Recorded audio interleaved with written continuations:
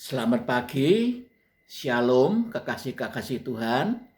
Renungan singkat firman Allah pada pagi hari ini, kita harus meruntuhkan benteng-benteng iblis yang ada dalam pikiran kita. Sadar atau tidak sadar, dalam setiap kehidupan manusia telah terbangun benteng-benteng iblis. Dan benteng itu dibangun oleh iblis sejak kita masih kanak-kanak. Kita akan membaca 2 Korintus 10 ayat yang ketiga sampai 5 sebagai berikut. Memang kami masih hidup di dunia, tetapi kami tidak berjuang atau berperang secara duniawi. Karena senjata kami dalam perjuangan atau peperangan bukanlah senjata duniawi, melainkan senjata yang diperlengkapi dengan kuasa Allah yang sanggup untuk meruntuhkan benteng-benteng. Kami mematahkan setiap siasat atau imajinasi orang dan merobohkan setiap kubu atau benteng yang dibangun oleh keangkuhan manusia untuk menentang pengenalan akan Allah. Kami menawan segala pikiran dan menaklukkannya kepada Kristus. Amin. Sejak kita menjadi orang Kristen, sejak kita terima Yesus, kita memang sudah dilahirkan baru oleh Roh Kudus. Roh kita mengalami kelahiran baru, sehingga kita menjadi manusia baru. Tetapi pikiran kita belum berubah. Iblis sebenarnya telah membangun benteng-benteng dalam pikiran manusia sejak kecil. Apa dasarnya?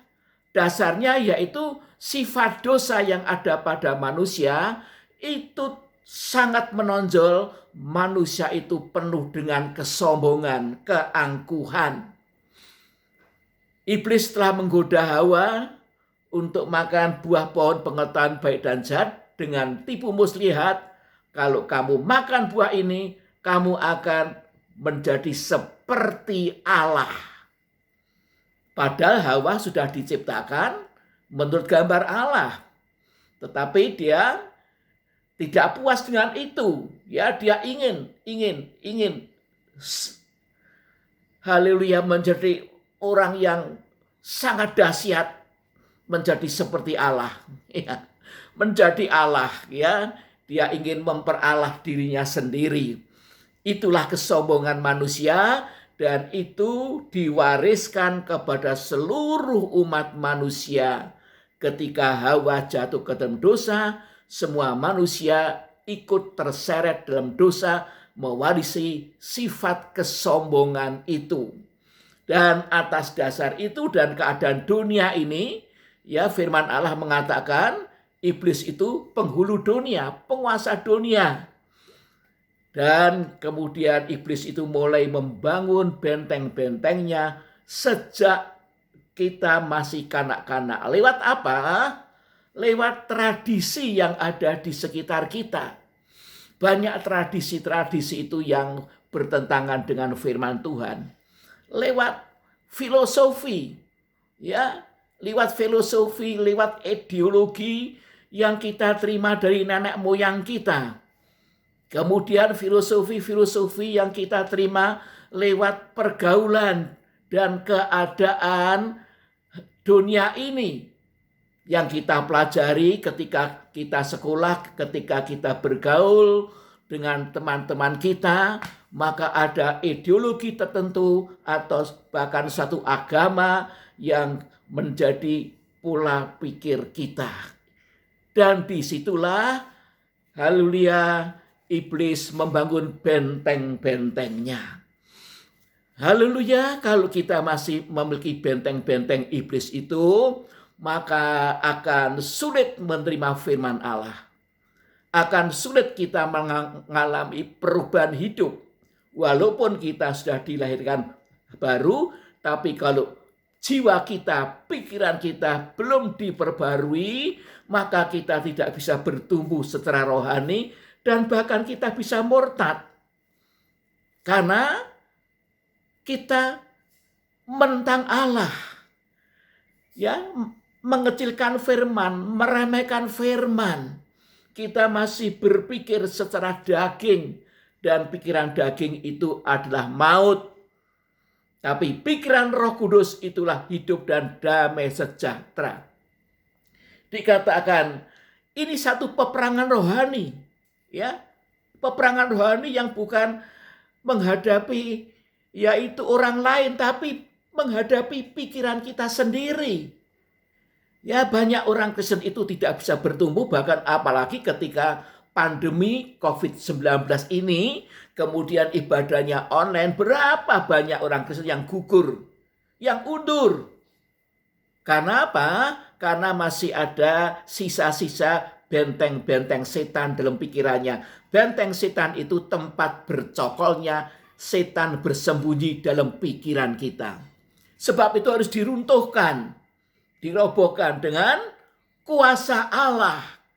Ya, kita harus memakai senjata rohani. Senjata rohani yang terutama yaitu firman Allah. Firman Allah itu roh dan hidup. Firman Allah itu penuh dengan kuasa. Ya, semesta alam ini masih berjalan seperti ini karena ditopang oleh firman Allah. Kita masih hidup seperti sekarang ini juga karena ada anugerah Allah.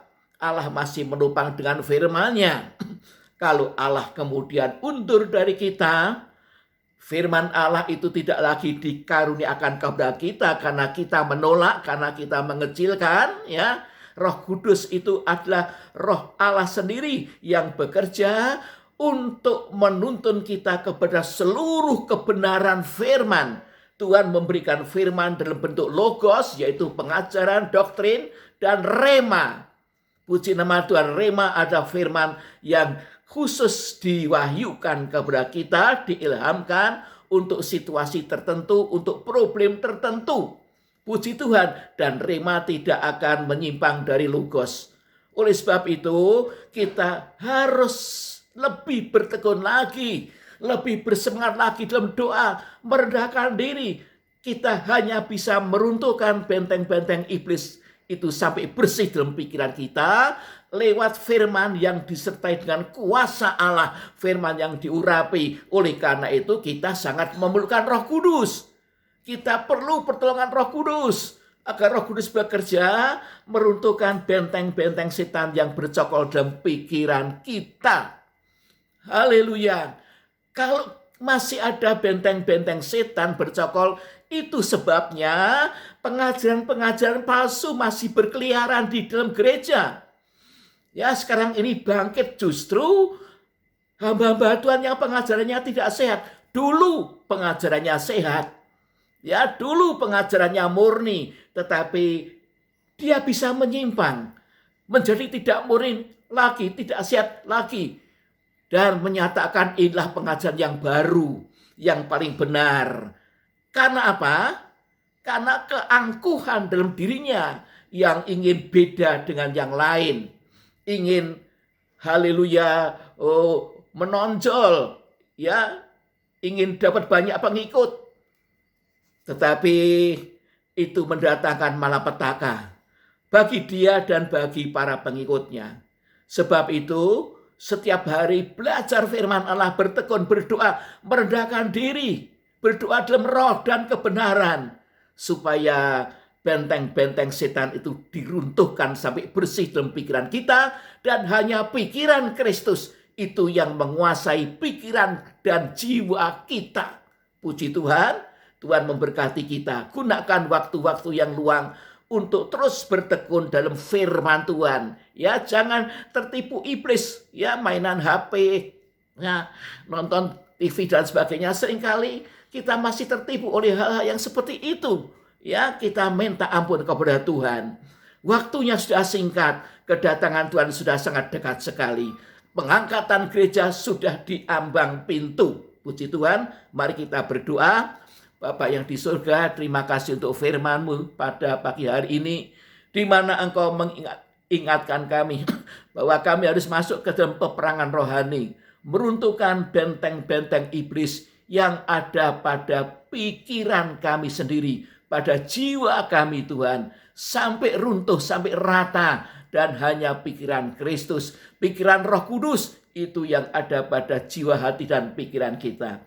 Terima kasih, sehingga kita betul-betul dibentuk menjadi manusia Allah yang berkodrat ilahi, yang dikuduskan dan hidup dalam kebenaran serta kesucian sampai Tuhan datang.